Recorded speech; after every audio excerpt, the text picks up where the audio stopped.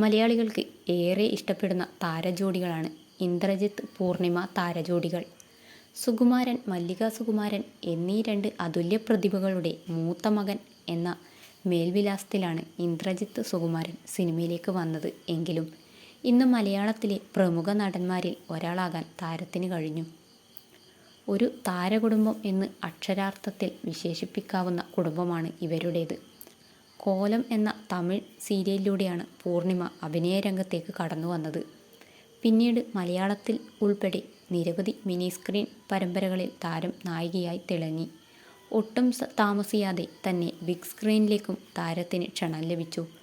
വല്യേട്ടൻ, മേഘമൽഹാർ, രണ്ടാം ഭാവം തുടങ്ങി പ്രശസ്തമായ പല ചിത്രങ്ങളിലും താരം മികച്ച റോളുകൾ ചെയ്തു. അവതാരകയായും താരം മിന്നുന്ന പ്രകടനം കാഴ്ചവെച്ചു.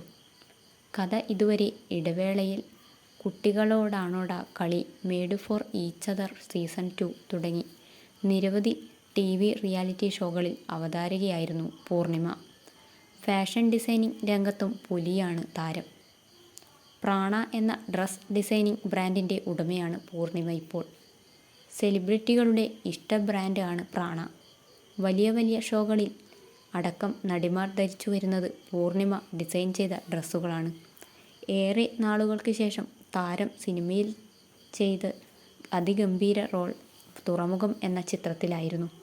താരത്തിൻ്റെ അഭിനയത്തിന് വലിയ രീതിയിൽ പ്രശംസയും ലഭിച്ചിരുന്നു.